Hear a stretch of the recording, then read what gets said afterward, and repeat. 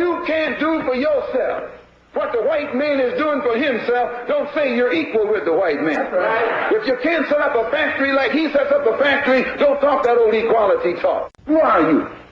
You don't know. Don't tell me Negro, that's nothing. What were you before the white man named you a Negro? And where were you? And what did you have? What was yours? What language did you speak then? What was your name? It couldn't have been Smith or Jones or Bunch or Powell. That wasn't your name. They don't have those kind of names where you and I came from. No, what was your name? And why don't you now know what your name was then? Where did it go? Where did you lose it? Who took it? And how did he take it? What tongue did you speak? How did the man take your tongue? Where is your history? How did the man wipe out your history? What did the man do to make you as dumb as you are right now? This is American justice. This is American democracy. And those of you who are familiar with it know that in America, democracy is hypocrisy. Now, if I'm wrong, put me in jail. But if you can't prove that a democracy is not hypocrisy, then don't put your hands on me. Democracy is hypocrisy. If democracy means freedom, why aren't our people free? If democracy means justice, why don't we have justice? If democracy means equality, why don't we have equality? We are African, and we happen to be in America. We're not American. We are people who formerly were Africans who were kidnapped and brought to America.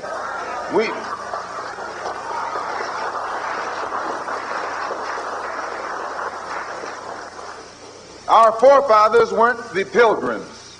We didn't land on Plymouth Rock. The rock was landed on us.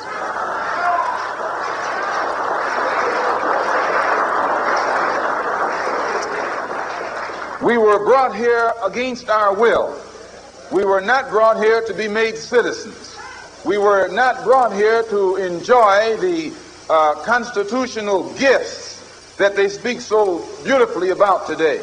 And because we weren't brought here to be made citizens today, now that we've become awakened to some degree and we begin to ask for those things which they say are supposedly for Americans, they look upon us with hostility and unfriendliness. If you're interested in freedom, you need some judo, you need some karate, you need all the things that will help you fight for freedom. Nationalism is the wave of the present and the future. It is nationalism that's bringing freedom to oppressed people all over the world. It was nationalism that brought freedom to the Algerians. It was nationalism that brought freedom to the Nigerians and to the Ghanaians. It was nationalism that brought freedom to the people of Uganda and Tanganyika and Sudan and Somaliland. The Africans didn't get it by sitting in. They didn't get it by waiting in.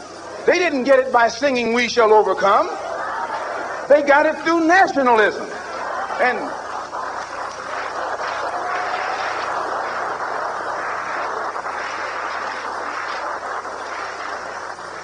And you and I will get it through nationalism. What is it? What is it that makes it difficult for the philosophy of nationalism to spread among the so-called Negroes? Number one, they think they have a stake in America. They think they have an investment in this country, which we do. We invested 310 years of slave labor, 310 years, every day of which your and my mother and father worked for nothing. Not 8 hours a day. There was no union in that day. They worked from sun up until sundown, from can't see in the morning until can't see at night. They never had a day off. And on Sunday, they were allowed to sit down and sing about when they die, they wouldn't be slaves no more. When they die, they wouldn't be slaves no more. They'd go up in the sky, and every day would be Sunday. That's a shame. And it is that 310 years of slave labor that went in, that was my and your contribution into this particular economy and political system. They can give us the back pay. Let's join in. If this is what the Negro wants, let's join him. Let's show him how to struggle. Let's show him how to fight. Let's show him how to bring about a real revolution. Let's make him stop jiving.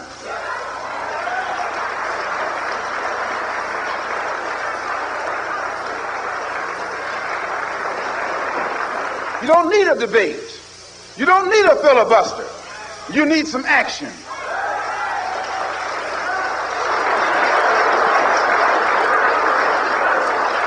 That's what I said. The Muslims claim I bombed my house.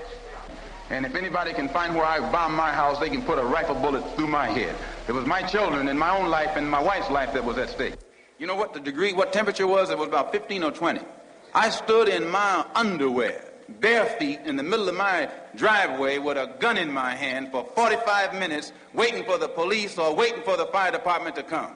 If I want to put on a show, I can find a better way than that to put it on. And if you attack me, that's one thing. I know what to do when you start attacking me.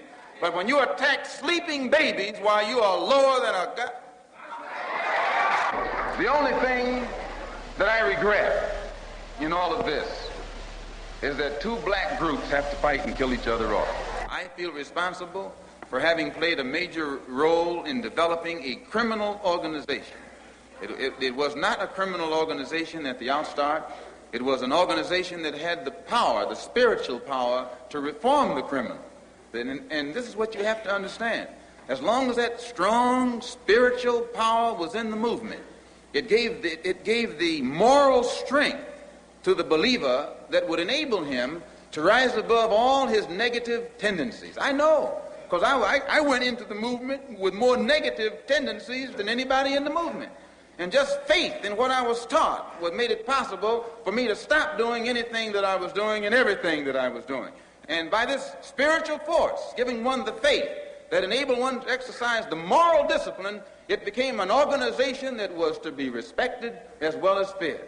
I, for one, disassociate myself from the movement completely, and I dedicate myself to the organizing of black people into a group that are interested in doing things constructive, not for just one religious segment of the community, but for the entire black community.